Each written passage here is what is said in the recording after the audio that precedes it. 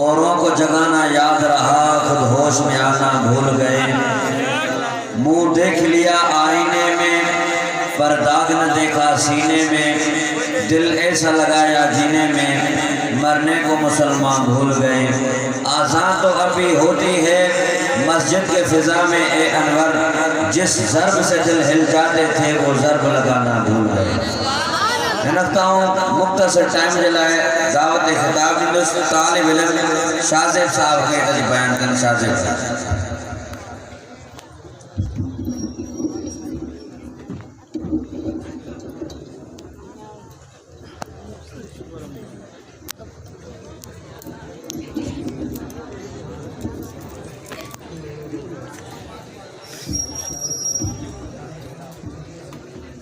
نحمده ونصلي على رسوله الكريم اما بعد فاعوذ بالله من الشيطان الرجيم بسم الله الرحمن الرحیم۔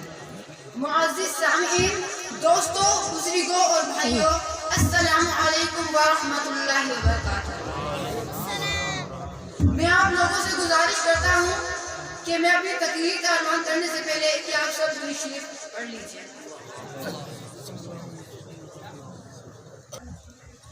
بنی نوح انسان کی ہدایت اور رہنمائی کے لیے تقریباً 1,24,000 انبیاء کرام علیہ السلام تشریف لائے۔ سب اللہ کے برگزیدہ اور منتخب تھے، سب اللہ کے نزدیک عام لوگوں سے افضل اور اعلیٰ تھے۔ سب ہمارے لیے لائق عزت احترام، لائق عزت توقیر ہے۔ کسی کی شان میں ادنا گستاخی کا شائبہ بھی اعمال کے لیے زیر قاتل ہے۔ البتہ انبیاء کی فضیلت سے فرق مراتب ہے، ہر نبی کا مقام اور درجہ جدا ہے۔ حضور اکرم صلی اللہ علیہ وسلم کی شان مبارک اللہ رب العزت نے خود فرمائی، ان کے آپ کو اپنا ہاتھ فرمایا، ان کے کلام کو اپنا کلام فرمایا، ان کی بیعت کو اپنی بیعت فرمایا، ان کے تیر چلانے کو اپنا تیر چلانا فرمایا۔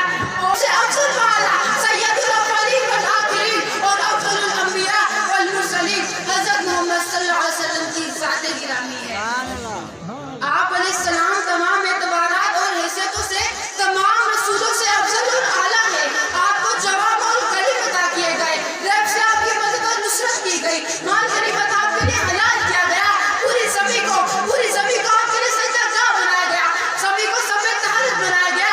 آپ صلی اللہ علیہ وسلم کو لوگوں کی طرف رسول بنا کر بھیجا اور ختم نبوت کا سلسلہ آپ صلی اللہ علیہ وسلم پر ختم کر دیا گیا۔ آپ صلی اللہ علیہ وسلم نے خود ارشاد فرمایا، سیدی ولید آدم، میں اولاد آدم کا سردار ہوں۔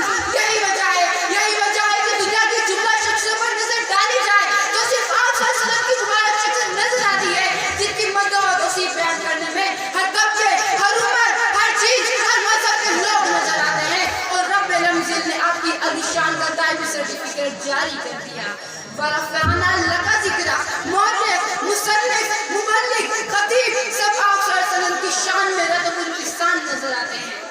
آپ صلی اللہ علیہ وسلم کا ارشاد گرامی ہے، بے شک میرے بعد کے لوگ محبت میں پہلو سے شدید ہوں گے۔ آخر میں حضور صلی اللہ علیہ وسلم کی شان کو حروف تہجی میں بیان کرنا چاہتا ہوں۔